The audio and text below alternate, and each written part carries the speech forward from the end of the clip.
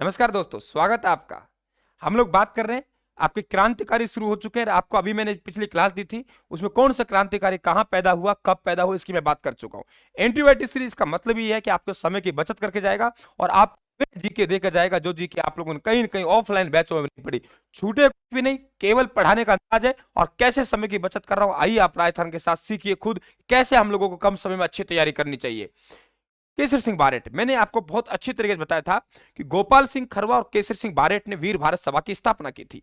तो एक क्वेश्चन सीधा सीधा बनता है कि आप लोगों को जन्म कब हुआ, दोनों का ही, केसर सिंह बारेट का भी और आप गोपाल सिंह खरवा, दोनों का जन्म 1872 में हुआ। शाहपुरा भीलवाड़ा में जगह पड़ती है देवपुरा खेड़ा, और देवपुरा खेड़ा को हम लोग बारेट जी का खेड़ा कहते हैं। बारेट जी का खेड़ा कहलाता है देवपुरा खेड़ा। मां का निधन हो गया, दादी श्रृंगार कंवर ने लालन पालन किया और पिता कृष्ण सिंह ये भी एक साहित्य से जुड़े हुए थे। इनके एक पुस्तकालय था, उसका नाम था कृष्णवाणी विलास पुस्तकालय। क्या नाम था?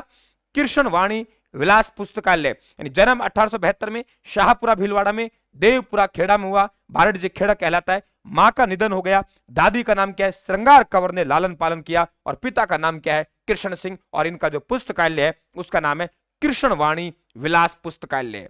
क्या नाम है? कृष्णवाणी विलास पुस्तकालय। यहां इनका शिक्षा हुई। आगे बात करते हैं। देखिए कि आप लोगों के क्या हुआ, ये कहेंगे हम लोग दो तरफ काम कर रहा था। एक तो क्रांतिवीर तो था ही भाई, क्रांतिवीर तो थे, पूरे परिवार को झोंके का आगे बताऊंगा आप लोगों को। प्लस में एक साहित्यकार भी थे, अच्छे लेखक थे। और कैसे?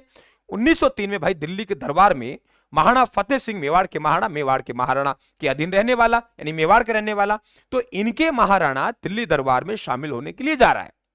भारत साहब ने सोचा यार इसे कैसे रोका जाए, ये तो हमारी बेइज्जती है। अब इसको रोकने का क्या तरीका? राजा है, लड़ाई नहीं लड़ सकते, वरना तलवार लेके लाठी लेके खड़े हो जाए, कहां जा रहा है, मारे जाएंगे।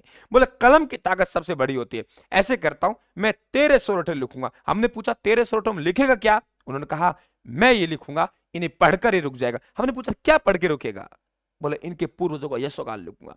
पूर्वजों का यशोगान से इनके कहीं न कहीं ये जोश आएगा शरीर में, और ये यशोगान को सुनकर, अपने पूर्वजों की कहानी सुनकर, ये अंग्रेजों का गुलाम होना नहीं जाएगा। वहां पे दिल्ली दरबार में कम से कम शामिल नहीं हो, गुलाम तो हो चुके हैं, ये संधिया कर चुके हैं। तो साहब क्या हुआ, 1903 में दिल्ली दरबार में जाते समय महाराणा फतेह सिंह को चेतावनी रे चूंटिया। आपने सर चेतावनी रे चूंटिया ही नाम क्यों रखा? चूंटिया मतलब किसी को टॉर्चर करना, ठीक है?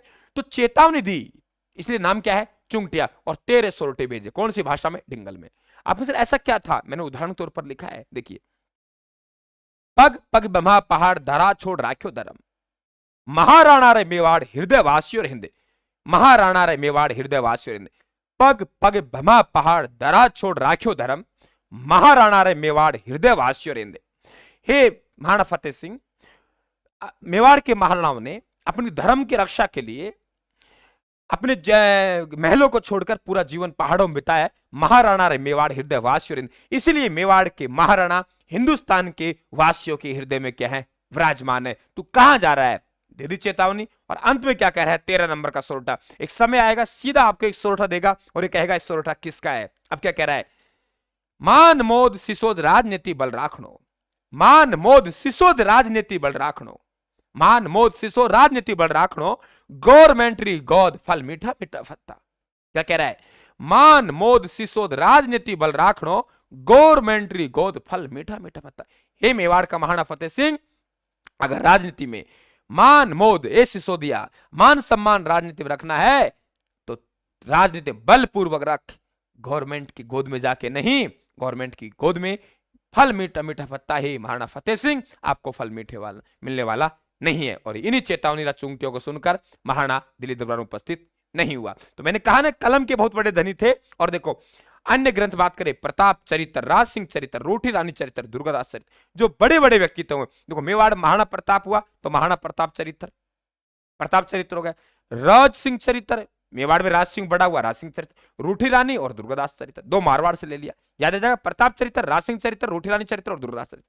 क्रांतिकारी गतिविधियां, कि क्रांतिकारी गतिविधियों में क्या था?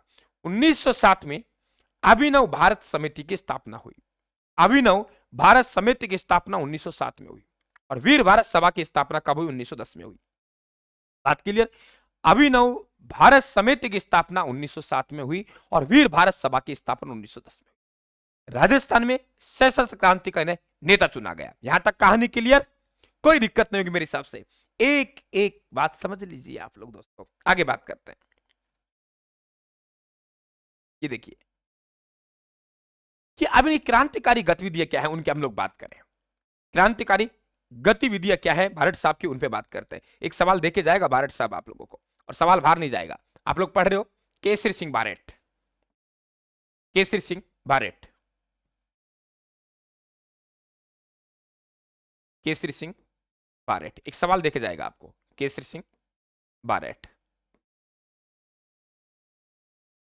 बारेट, केसरी सिंह बारेट, ठीक है, केसरी सिंह बारेट पढ़ रहे हो आप लोग, केसरी सिंह बारेट। अब बात कर रहे हैं, ठीक है सर आपने समझाया कि साहित्य के क्षेत्र में इनका ये योगदान था। बात करेंगे हम लोग कि ये फिर क्रांतिवीर कैसे थे। मित्रों ये दो छात्रावास चलाते थे, जिस प्रकार से अर्जुन लाल सेठी साहब है वे आपके जयपुर में क्रांतिकारियों को शिक्षा देते थे, ठीक वैसे ही ये दो छात्रावास चलाते हैं। एक छात्रावास जोधपुर छात्रावास सोमदत्त लहरी के नेतृत्व में है, दूसरा छात्रावास कोटा नारायण सिंह के नेतृत्व में है। अब छात्रावास चलाने के लिए पैसे की आवश्यकता पड़ी, पैसा कहां से लाएं? पैसा लाने के लिए ऐसा करता है किसी धनाढ़े लोगों को मारते हैं। तो साहब साधु प्यारे लाल की हत्या कर दी, लेकिन हाथ कुछ भी नहीं लगा, टाइम पास घड़ी लगी, 1912 में हत्या कर दी। ढूंढा कि कौन कौन लोग है, तो कौन कौन लोग है, हीरालाल लाहाड़ी है, रामकरण है, हीरालाल जौहरी है। सीधा पूछेगा साधु प्यारेलाल हत्याकांड में कौन व्यक्ति शामिल नहीं था। अब साहब दिक्कत हो गई। दिक्कत ये हुई कि लोग जोधपुर के साधु प्यारेलाल ढूंढे, साधु प्यारेलाल गया कहां? अब साहब इन्होंने कोटा में कहीं छिपा रखा था। तो रामकरण का बारेट को लिखा गया एक पत्र जो पुलिस के हाथ लगेगा और उसी से पकड़ में आएंगे। क्या लिखा था उस पत्र में? आटा सड़ गया होगा, अब उसे चंबल में मछलियों को चुगा दिया जाए। क्या कह रहे हैं? आटा सड़ गया होगा, अब इसे चंबल में मछलियों को चुगा दिया जाए। आटा सड़ गया होगा, अब इसे चंबल में मछलियों को चुगा दिया जाए। यानी कि साधु प्यारेलाल की लाश सड़ गई होगी, अब ऐसे करो इसको चंबल में डाल दो। ये पत्र पुलिस की पकड़ में आ गया और मुखबिर बना लक्ष्मी नारायण लाल कायस्थ। सीधा सवाल पूछेगा साधु प्यारेलाल हत्याकांड में कौन जेल जाएगा? अर्जुन लाल सेठी, ठीक है, केसरी सिंह बारेट। साधु प्यारेलाल हत्याकांड मुखबिर कौन बना? आप उत्तर देंगे लक्ष्मी नारायण कायस्थ। साहब मुकदमा चला, गिरफ्तार हुआ, मुकदमा चला मिस्टर आर्मस्ट्रांग के नेतृत्व में मुकदमा चला। साहब बारेट परिवार के शेर थे भाई, ये